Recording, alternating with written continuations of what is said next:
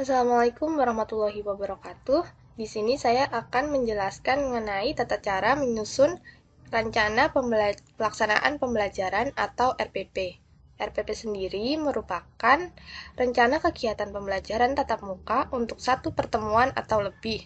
RPP dikembangkan dari silabus untuk mengarahkan kegiatan pembelajaran peserta didik dalam upaya mencapai kompetensi dasar.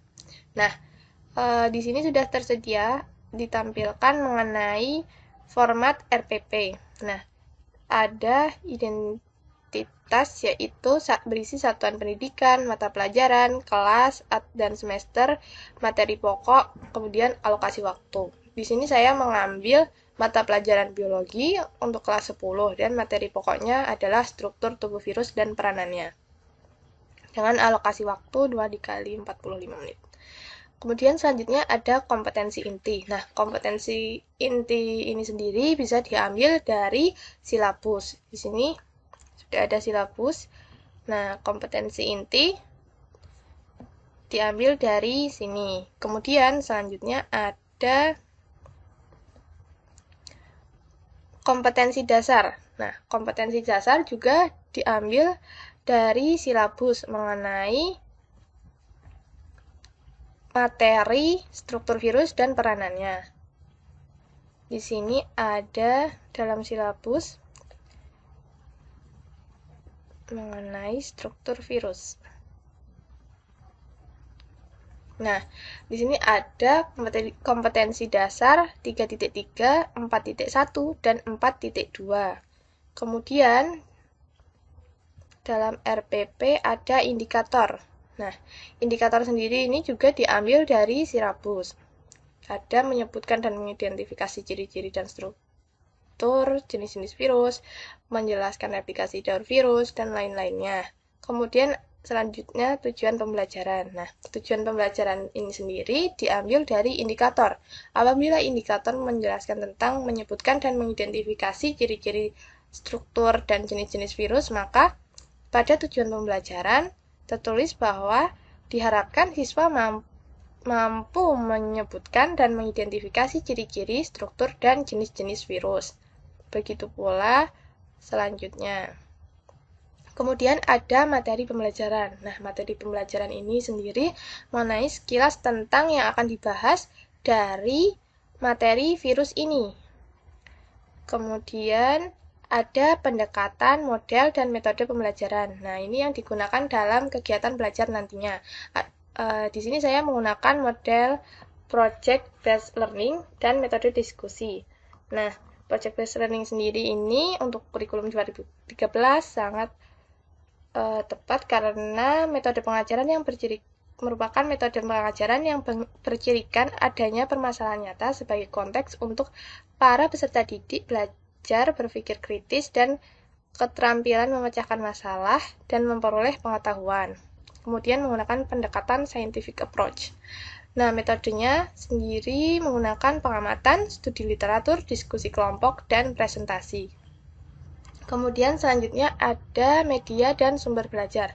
Nah, media yang digunakan dalam kegiatan belajar ini yaitu laptop, video, Google Meet, Zoom, LCD, alat tulis, dan LKS. Karena mengingat di masa pandemi, jadi ada Google Meet dan Zoom.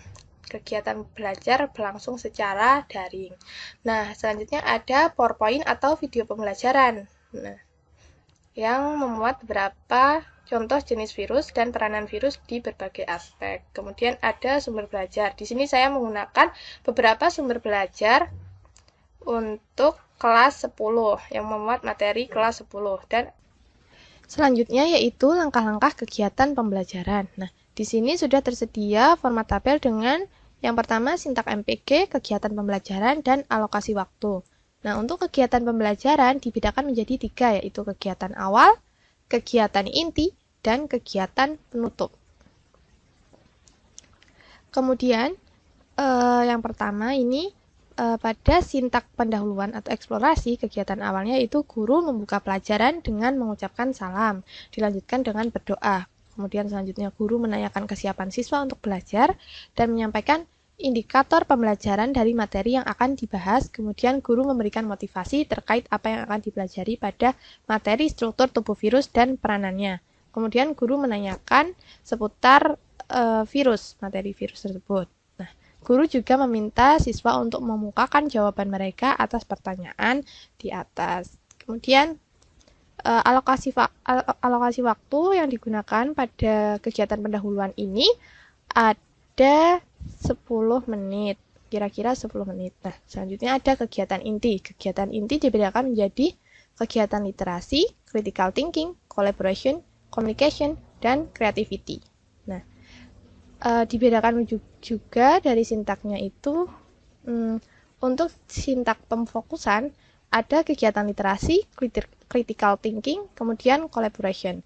Nah, kegiatan literasi ini peserta didik melihat, mengamati, dan membaca dari bacaan atau sumber belajar terkait materi struktur virus dan peranannya. Nah, untuk critical thinking sendiri, siswa diberikan kesempatan untuk menanggapi dan menanyakan hal yang perlu dipahami. Kemudian pada collaboration, siswa diberi kesempatan untuk dibagi kelompok, kemudian mendiskusikan dan mengumpulkan informasi, kemudian mempresentasikan ulang terkait materi tersebut. Nah, pada sintak tantangan ini ada communication dan creativity. Pada communication, peserta didik ini mempresentasikan hasil diskusi. Kemudian pada creativity, peserta didik memberi kesimpulan tentang materi yang sudah dipelajari. Nah, selanjutnya alokasi waktu yang digunakan pada kegiatan inti ini kurang lebih ada 70 menit. Nah, yang terakhir yaitu kegiatan penutup. Peserta didik membuat rangkuman atau kesimpulan dan guru membuat rangkuman atau poin-poin penting dari materi yang sudah dibahas dan lain-lain dengan alokasi waktunya 10 menit. Nah, yang terakhir yaitu penilaian hasil pembelajaran. Di sini ada aspek penilaian, teknik penilaian, dan instrumen penilaian. Aspek penilaian sendiri ada kognitif, afektif, dan psikomotorik. Untuk kognitif, teknik penilaian yang digunakan menggunakan tes tertulis dengan instrumen penilaiannya soal pilihan ganda, uraian, dan tes tertulis. Kemudian afektif, ada teknik penilaiannya pengisian angket, kemudian instrumen penilaiannya angket, tes lisan atau observasi, dan diskusi tanya jawab, kemudian percakapan serta penugasan. Kemudian yang terakhir yaitu psikomotorik. Teknik penilaiannya observasi langsung, dan instrumen penilaiannya lembar observasi, hasil kerja, penilaian proyek, kemudian penilaian produk, dan penilaian portofolio. Nah, yang terakhir ini mengetahui dari kepala sekolah dan guru mata pelajaran, serta tanda tangannya. Kemudian, terima kasih. Apabila ada kekurangan dan kesalahan dalam saya menjabarkan, saya mohon maaf. Wassalamualaikum warahmatullahi wabarakatuh.